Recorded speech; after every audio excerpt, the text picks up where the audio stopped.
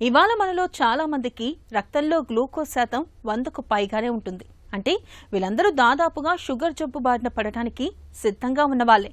రక్తంలో గ్లూకోజ్ శాతం 100 దాటి 120 దిశగా వెళ్తుంటే దాన్ని ప్రీ డయాబెటీస్ అని, వాడుకలో ముందస్తు మధుమేహం అని పిలుస్తారు. అయితే ఈ దశలో జీవనశైలి, అలవాట్లు, ఆహార వ్యాయామాల విషయంలో తగిన జాగ్రత్తలు తీసుకుంటే ప్రీ డయాబెటీస్ అనేది పూర్తి స్థాయిలో మధుమేహంలోకి దిగకుండా చూసుకోవచ్చు. అంటే మధుమేహాన్ని చాలా వరకు వాయిదా వేసుకోవచ్చు. ముందస్తు మధుమేహ దశలో ఉన్నప్పుడు ఆహారపు అలవాట్ల విషయంలో తీసుకోవాల్సిన జాగ్రత్తల గురించి ఇప్పుడు తెలుసుకుందాం.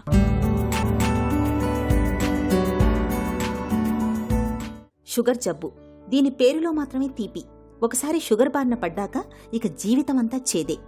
జీవితాంతం మందులు మింగుతూనే ఉండాలి. అయితే మధుమేహం వచ్చే అవకాశాలను ముందుగానే గుర్తిస్తే జీవనశైలి మార్పులతో పాటు ఆహారం, వ్యాయామాల సాయంతో షుగర్ జబ్బును చాలా కాలం పాటు వాయిదా వేసే అవకాశం ఉంటుంది.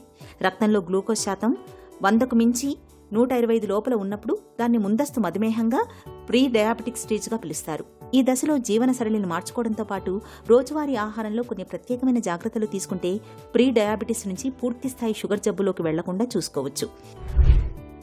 ప్రీ డయాబెటీస్ అనేది మనకి షుగర్ వచ్చే ముందు స్టార్ట్ అయ్యే స్టేజ్ అని అంటాం. కొంతమందికి 1 year ముందు స్టార్ట్ అవుతుంది, కొంతమందికి 5 years ముందు, కొంతమంది 10 years ముందు కూడా స్టార్ట్ అవుతుంది. ప్రతి పేషెంట్కి ఇదే సిమ్టమ్ ఉండాలని రూల్ లేదండి. కొంతమందికి న్యూరోపతియే స్టార్ట్ అయిపోతుంది ప్రీ డయాబెటీస్. న్యూరోపతి అంటే నరాల నొప్పులు, తిమ్మిర్లు, మంటలు వస్తూ ఉంటాయి.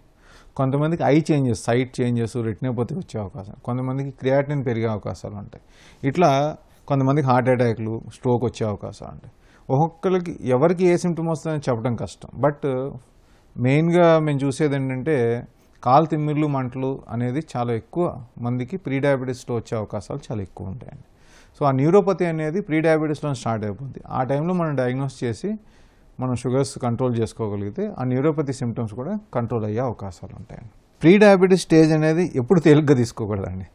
ఫర్ ఎగ్జాంపుల్, ప్రీ డయాబెటీస్ అనేది మన బాడీ మనని వార్న్ చేస్తుంది, ఒక వార్నింగ్ ఇండికేషన్ ఇచ్చింది. మీరు డయాబెటీస్లోకి వెళ్తున్నారు అనే వార్నింగ్ ఇచ్చినప్పుడు దాన్ని మనం కొంచెం జాగ్రత్తలు తీసుకుంటే డయాబెటీస్కి వెళ్ళే అవకాశాలు తగ్గుతాయి. సో వార్నింగ్ సిగ్నల్ని మనం పట్టించుకోకుండా ఇదేముంది ఇంకా ప్రీ డయాబెటిక్లో ఉన్నాంలే, డయాబెటిక్ వచ్చినప్పుడు చూసుకుందామంటే ఇంకా అప్పుడు చూసుకుంటానికి ఏముండదండి.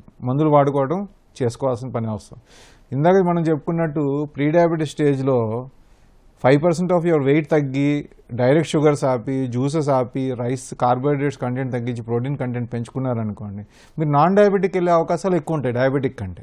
ఈ చిన్న చిన్న చేంజెస్ మనం చేసుకోకపోవడం వల్ల జీవితాంతం మందులు వాడాల అవసరం వస్తుంది. ఆ చిన్న చేంజెస్ ఈ వార్నింగ్ వచ్చినప్పుడు, ప్రీ డయాబెటీస్ వచ్చినప్పుడు మనం చేసుకుంటే లైఫ్ లాంగ్ డయాబెటీస్ లేకుండా, మందులు లేకుండా ఉండే అవకాశాలు ఉంటాయి. మందులు లేకుండా కంటే కూడా సరే మందులు ఉన్నాయి, మనం అఫోర్డ్ చేయగలుగుతాం, ఖర్చు పెడదాం, దట్స్ ఫైన్. బట్ డయాబెటీస్ వల్ల కాంప్లికేషన్స్, న్యూరోపతి, నరాల నొప్పులు, రెటినోపతి, బ్లైండ్నెస్, కిడ్నీ ఫెయిల్యూరు, బ్రెయిన్లో పెరాలసిస్, స్ట్రోక్స్, హార్ట్ అటాక్, ఇవన్నీ మనం రాకుండా కాపాడుకోగలుగుతాం కదా. సో మేజర్గా షుగర్ ఎందుకు కంట్రోల్ చేయాలి? ఈ డేంజరస్ కాంప్లికేషన్స్ తగ్గడానికి మనం బ్లడ్ షుగర్ కంట్రోల్ చేయాలి. సో వార్నింగ్ వచ్చింది ప్రీ డయాబెటీస్ అని డాక్టర్ గారు చెప్పారు, లేకపోతే ల్యాబ్లో మీరు చూసుకున్నారు, definitely this is a warning sign.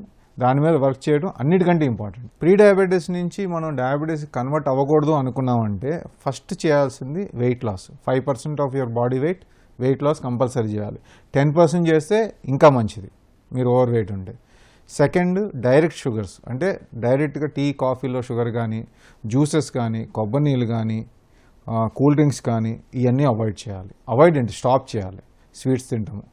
Rice content, carbohydrate content తగ్గించి ప్రోటీన్, ఫ్యాట్ కంటెంట్ పెంచుకోవాలి బ్యాలెన్స్ చేసుకుంటానికి. ఇది చేసి ఎక్సర్సైజ్ చేసుకుంటే డెఫినెట్గా pre diabetes patient, non diabetic patients రావడానికి చాలా అవకాశాలు ఉన్నాయి. నా ఎక్స్పీరియన్స్లో చాలామంది పేషెంట్స్ ప్రీ డయాబెటీస్ నుంచి నాన్ డయాబెటిక్లో 10-15 ఏళ్ళ నుంచి కూడా ఉన్నారు. ఓన్లీ థింగ్ ఏంటంటే చిన్న చిన్న చేంజెస్ వాళ్ళు లైఫ్ స్టైల్లో చేసుకోవడం వల్ల వాళ్ళు మందులు అవసరం లేకుండా లైఫ్ స్టైల్ గడుపుతున్నారు. అది ఇంపార్టెంట్. ఆహారం, శారీరక వ్యాయామం ఈ రెండే మధుమేహులకు తారక మంత్రాలు. ముందస్తు మధుమేహ దశలో ఉన్నప్పుడు రోజువారీ ఆహారంలో పిండి పదార్థాలని బాగా తగ్గించాలి. అన్నం, ఇడ్లీల వంటి తేలికగా జీర్ణమయ్యే ఆహారాలను తక్కువగా తీసుకోవాలి. నెమ్మదిగా జీర్ణమయ్యే పీచు పదార్థాలని, ఆకుకూరల్ని, కాయగూరల్ని ఎక్కువ మొత్తంలో తీసుకోవాలి. బియ్యాన్ని పాలిష్ పట్టించకుండా వండుకుని తినడం, పాత బియ్యాన్ని వండుకోవడం మంచిది. పాత బియ్యంతో పాటు పాత గోధుమలు, రాగులు, సజ్జలు, జొన్నల వంటి ధాన్యాలను తరచూ తీసుకోవాలి. వేళకు భోజనం చేయాలి. విందులు, ఉపవాసాలు పనికిరావు. జంక్ ఫుడ్ జోలికి వెళ్లకపోవడమే ఉత్తమం. బరువు ఎక్కువగా ఉన్నప్పుడు జంతు సంబంధ ఆహారాల్ని బాగా తగ్గించాలి. నూనెలు, వేపుళ్లు బాగా తగ్గించాలి. నిమ్మ, దానిమ్మ, ద్రాక్ష, జామ, బొప్పాయి, యాపిల్ వంటి పండ్లు మధుమేహాన్ని చక్కగా అదుపులో ఉంచుతాయి. వీటిని తరచూ తీసుకోవాలి. ప్రీ డయాబెటీస్ మనకి తెలిసినప్పుడు మనం లైఫ్ స్టైల్ మోడిఫికేషన్స్ అనేది అడ్వైస్ చేస్తాం. Weight loss, exercise, diet changes ఇది చేసుకుని ఎవ్రీ 3 months HbA1c చేసుకుని మనం ఎటుపక్కకు మూవ్ అవుతున్నామో దాన్ని బట్టి మన ఎక్సర్సైజు, డైట్ షెడ్యూల్స్ ఎలా మార్చుకోవాలని డాక్టర్ పర్యవేక్షణలో, న్యూట్రిషన్ పర్యవేక్షణలో చేసుకుంటే మనం ఆ ప్రీ డయాబెటీస్లో అక్కడన్నా ఆపచ్చు, లేకపోతే నాన్ డయాబెటిక్ వచ్చి ఉండే అవకాశం ఉంది. ఇంకో ఇంపార్టెంట్ ఏంటంటే ప్రీ డయాబెటీస్ వచ్చింది సరే, అందరం సీరియస్గా తీసుకున్నాం, డైట్ చేంజెస్ చేసాం, లైఫ్ స్టైల్ చేంజెస్ చేసాం, 3 నెలల్లో 6.2 ఉన్న HbA1c 5.2కి వచ్చింది, గుడ్. అది మెయింటైన్ చేయాలంటే ఈ లైఫ్ స్టైల్ మెయింటైన్ చేయాలి. సరే 5.2కి వచ్చిందని చెప్పి మళ్ళీ మన పాత అలవాట్లకి, పాత ఫుడ్స్కి మళ్ళీ వెనక్కి వెళ్ళాం అనుకోండి, ఈసారి ప్రీ డయాబెటీస్ నుంచి డైరెక్ట్గా డయాబెటీస్కి వెళ్ళే అవకాశాలు ఎక్కువ. ప్రీ డయాబెటీస్ స్టేజ్లో ఫండమెంటల్గా డైట్ ప్లాన్ అంటే అన్ని ఫ్రూట్స్ తినొచ్చండి. ఫర్ ఎగ్జాంపుల్ డయాబెటీస్లో మనం మ్యాంగో తినొద్దు, సపోటా తినొద్దు, అరటిపండు తినొద్దు, పైనాపిల్ తినొద్దు అంటాం. ప్రీ డయాబెటీస్లో ఆ రెస్ట్రిక్షన్ కాకపోతే ఫ్రూట్స్గా తినండి, ఫ్రూట్ జ్యూస్ చేసుకుని తాగొద్దు. ఫర్ ఎగ్జాంపుల్ యాపిల్ తినమన్నాం అనుకోండి, అదే యాపిల్ జ్యూస్ చేసుకున్నాం షుగర్ లేకుండా అంటే కరెక్ట్ కాదు. ఎందుకంటే మనం తినేటప్పుడు ఫైబరు, దాని అబ్జార్ప్షన్ డిఫరెంట్గా ఉంటుంది. జ్యూస్ చేస్తే ఫైబర్ పోయి షుగర్ అనేది ఫాస్ట్గా పెరిగే అవకాశాలు ఉంటాయి. ఫస్ట్ చేయాల్సింది అది. Second, cool drinks, added sugars. ఎక్కడ యాడెడ్ షుగర్స్ అంటే అందరికీ షుగర్ ఒకటే అనుకుంటారు, బెల్లం, తేనె కూడా షుగరే, ఫ్రక్టోస్ షుగర్ ఉంటుంది. సో అవి కూడా మానేయాలి. మూడోది, కార్బోహైడ్రేట్ కంటెంట్ హాఫ్కి కట్ చేయండి. మీరు తినే ప్రీవియస్గా ఎంత కార్బోహైడ్రేట్స్ తింటున్నారో రైస్, దాన్ని హాఫ్ ఈజీగా చెప్పాలని చెప్తున్నాం. హాఫ్ కట్ చేసి దాని బదులుగా కూరలు ఎక్కువ తీసుకుంటే ఆటోమేటిక్గా మీకు నాన్ డయాబెటిక్ వెళ్ళే అవకాశాలు చాలా ఎక్కువ ఉంటాయి. సో ఈ సింపుల్, దీంతోపాటు aerobic exercise, walking, running, cycling, swimming, ఇట్లాంటి ఏ ఎక్సర్సైజ్ చేసినా మీకు కొంత వెయిట్ తగ్గి ఇన్సులిన్ సెన్సిటివిటీ పెరిగి షుగర్ తగ్గుద్ది. అలాగే వారానికి 3 రోజులు మజిల్ ట్రైనింగ్ చేస్తే ఆ షుగరు యూటిలైజేషన్ పెరుగుద్ది మనకి మజిల్లో. ఇప్పుడు న్యాచురల్ రెమెడీస్ ఫర్ డయాబెటీస్ అనుకుంటే మనకు పాతకాలం నుంచి చూసుకున్నది మెంతులు, సినమన్ అంటే దాల్చిన చెక్క, వాటరు, ఈ 2 కూడా కొంత ఇన్సులిన్ రెసిస్టెన్స్ని తగ్గిస్తే అవకాశాలు ఉన్నాయని స్టడీస్ కూడా చెప్తున్నాయి. ఈ 2 తీసుకోవడం వల్ల షుగర్స్ తగ్గే అవకాశాలు చాలా ఉన్నాయి. ఇంకోటి యోగాసనాలు. కొన్ని యోగాసనాలు డయాబెటీస్కి మంచిదని చెప్తారు.